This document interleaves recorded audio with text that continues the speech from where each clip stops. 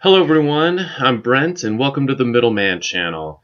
Here you will find the views of a middle-aged, middle management man in the middle of a midlife crisis looking for an outlet. If you're curious what I have to say about things like world events, like the Marvel Universe, like TV shows and movies, like comedy and much more, then please subscribe and like and hit the bell so you don't miss a show. And a comment would be awesome too. I plan to release at least one episode per week every Wednesday, middle of the week, get it? But hopefully I can do even more if time permits. This week's episode is me reading a rant that I wrote about how and why I believe comedy can save the world. If I'm being honest, it's probably too late, but in my view, comedians are the modern day philosophers, and they are the ones showing us how ridiculous we are being. The problem is, not everyone gets the joke. Keep listening if you want to find out why I believe this, and to find out if you are one of the people who gets the joke. I hope you enjoy it. Everywhere you look, there is somebody saying that the world is ending. Churches are saying that Trump and COVID and the coin shortage are all signs of the Armageddon. The news channels are showing us that we are all terrible people 24 hours a day. Celebrities are being canceled daily without a trial or hearing both sides. Educators are being fired for teaching the truth. Politicians, well, okay, they suck, but even they are being unfairly roasted on social media all day, every day. We, a society, just believe that all the bad things are true, and it really does feel at times that this could be the end. Ancient Greece is considered one of the first modern empires.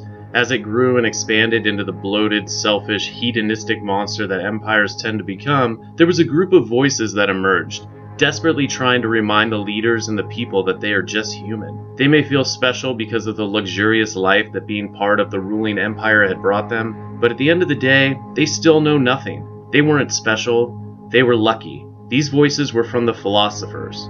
One of the most famous philosophers of the time was Socrates. He is famous for saying, "True knowledge is knowing that we know nothing." The politicians of the day did not like him going around reminding people that they weren't special, and they had him executed by forcing him to drink poison. They killed him because he was right. And who knows, maybe if Socrates had been allowed to live, inspiring others and humbling leaders, maybe the empire would have been able to last. I think it is obvious that we need voices like that today. And fortunately for us, they are out there. They are not called philosophers, however. They are called comedians. The comedians we love the most are the honest ones. The comedians who find all the things in life that we are ashamed of or hope nobody knows we do, and they show us that everyone feels like that, and that makes us laugh. We are laughing at ourselves. We are laughing at how ridiculous it is to be a human, living a life in this world that we barely understand. Because no matter how much we learn about the stars and the motion of planets and black holes and big bangs, at the end of the day, we are a bunch of hairless apes on a giant space rock hurtling through infinity at unimaginable speeds, trying to figure out if the picture of us smiling will get more likes than the picture of us looking serious. It's hilarious. Comedians hold a mirror up to civilization and show us what phonies and hypocrites we really are. Yes, all of us. But that's good. Humility is good. We need to be humbled, now more than ever. We are the fat and entitled Greeks who think that it will always be this good. Things are so good we are trying to tear it all down ourselves. We need comedians to show us how crazy we are being before we self-destruct. Humans have done amazing things, and we have gotten ourselves into a position where we do not need to fear predators or spend the day gathering food, but deep down we all feel like we do not deserve all of this. The dominant world religions tell us we suck, that we are dirty sinners, but that it's okay, God loves us anyway. Well, it's not okay, and 2020 is a reminder of that, and we better do something about it now, or it's going to be game over for this current version of humanity, and we are all out of quarters. But hey, that's okay, we're humans 4.0, or maybe even higher version, depending on who you ask. Perhaps there will be a 5.0, or not. Maybe the reptiles will get another shot at running the earth, or the fish who inhabit 90% of the surface. But I digress. The point is that we need to be honest with ourselves and take drastic steps needed to change things. You can't treat your car like shit for years and then expect the engine light to go off after an oil change. Come on, you know you've tried it. Well, the engine light is on, and the earth needs a total rebuild. I'm just a middleman, and middlemen only know enough about cars to impress their girlfriends or wives or boyfriends, so I won't pretend to know what needs to be done. But I do know when it is time to suck it up and take it into the shop. I also know it's not going to be cheap. But at that point, what choice do you have? Elon Musk, who is a much smarter human than me, he wants to trade the Earth in for Mars. That's pretty discouraging considering Mars used to be like Earth, and now it's a barren red planet with deadly sandstorms and hardly any atmosphere, and Elon thinks this could be better than what's in store for Earth. So what does this have to do with comedians? Everything. There's a reason the most popular podcasters are all professional comedians. They get the joke. Is there anyone more annoying than someone who doesn't get the joke? We all hate that person. They suck. People cannot be taught to get the joke, but we can at least find out who those people are and stop listening to them, and stop electing them as our leaders. Neil deGrasse Tyson became a rock star scientist because he is funny and he gets the joke. His podcast is even co-hosted by, yep, you guessed it, a comedian. Albert Einstein was known for his humbleness and his sense of humor. The preachers who have the largest flocks of followers mainly use humor to get their messages across. These lives we lead are a cosmic joke. As soon as we finally live long enough to really figure things out, bam, we're gone, dead, gone forever. If you don't see the humor in that, then you are destined to live in misery. When we were in school, how did we learn how to act and how to dress? We waited to see if anyone made fun of us. Those of us who got the joke would just laugh it off and adjust. Those who didn't get the joke just got angry and became outcasts. And we all know what the most extreme of those people are capable of doing. Those who understood just laughed along and learned, or laughed along and blazed their own trail. But either way, they got it, and that earned respect, which made their lives much more bearable. Society needs to laugh at itself right now and make the adjustments needed to make life a bit easier. We are being led by the angry outcasts who don't get the joke. They just want to see the world burn because they just don't get it.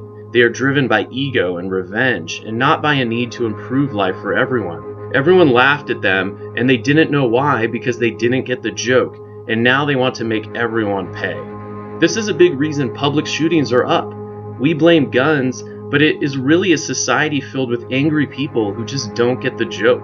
Feeling like an outcast has made them not want to kill themselves, but want to kill everyone else and make everyone else feel as bad as they do. They want to take it out on all the people who get the joke. People who are mostly happy because they see the humor in this existence and live their lives. These mass shootings take place at fun events like concerts and festivals and nightclubs, places the shooters feel like they don't fit in. It's why teenagers shoot up their school. It's the main place in their life they feel like they don't belong. They don't get the joke and it angers them. To them, everyone else gets the joke and they are seemingly happy, and this is infuriating to someone who doesn't get it. They don't realize that if they just learn to laugh at themselves and to just get the cosmic joke, then they'd be able to fit right in. Then there are the people who are too smart for their own good. People like the Unabomber. They understand the cosmic joke a little too well, but instead of taking it as a joke, they take it as a curse. People like that feel like they have all the answers, and they can steer humanity clear of all the dangers ahead if only everyone would just listen to them. The Unabomber was so sure he had all the answers that he wrote a manifesto that made War and Peace look like bathroom reading. They then use their intelligence to hurt the people who get the joke because they feel like those people are not taking life seriously enough, and they cannot comprehend how people can be happy in a world with, in their eyes, so much misery. The ironic reality is that everyone is miserable. We have happy moments, yes, and we try to make that all people see. Couples will have a huge fight on vacation, but then stop hating each other for 2 seconds to get a smiling picture at the beach. This is what the public sees, their so-called friends on Facebook and Instagram. But the other 99.9% of the day, they are freaking miserable. I know what you're thinking. Not everyone is miserable, Brent. Like me, I'm happy. Wrong, you're not. But you get the joke, and this makes life bearable. So you feel an emotion that runs parallel to happiness and is easily mistaken for happiness. This emotion does not have a name, but it is the feeling of getting the joke. We can try to give it a name: jokiness, joke-appy, get-itness. It doesn't matter what you want to call it because it's real nonetheless. I feel like, as a true middleman, I have a unique perspective on this subject. There are times when I get the joke, and there are times where I do not. I said earlier that you cannot teach someone to get the joke. I believe this is true, but that only applies to someone who is incapable of getting the joke at any and all times. These are somewhat rare people, thankfully, because these are the true dangers to our society and our human race. These are your mass shooters, These are your suicide bombers. These are your cult members. These are your political puppets. These are your mother-in-laws. They will never get the joke and are doomed to be miserable and want to bring everyone down with them. The other side of the spectrum are those people who always get the joke. These are your top comedians. These are your top entertainers and influencers and podcasters. These are your CEOs. These are your popular activists. But there's one thing to be aware of on this side of the spectrum. Someone who always gets the joke can be extremely dangerous. Cult leaders, terrorist group leaders, politicians, political pundits, and corporate executives. Most people, thankfully, seem to be in the middle. There have been times when we don't get the joke, and there are other times where we totally see it. People in the middle can learn to get the joke, I believe. I am much more aware now than when I was younger. It is a long and frustrating process, but once I got it, I was finally able to be that other thing that's kind of like being happy. And this is perfectly fine. A great way to go through life. I care about people, but I also believe in working hard to get ahead. I'm nice to people, but I also like to make jokes. But not out of hatred or anger, but just because sometimes shit is just funny, and sometimes it is at someone else's expense. If that other person gets the joke too, then it's all good. If they don't, then I found someone that I really don't want to be around, and hopefully my joke wasn't the straw that broke the mass shooter's back. This is what comedians do for our society. They show us who gets the joke and who doesn't. They hold up a mirror and make us realize that we need to lighten the fuck up. We have maybe 80 years on this space rock if we are lucky, so just enjoy it and get the most out of it.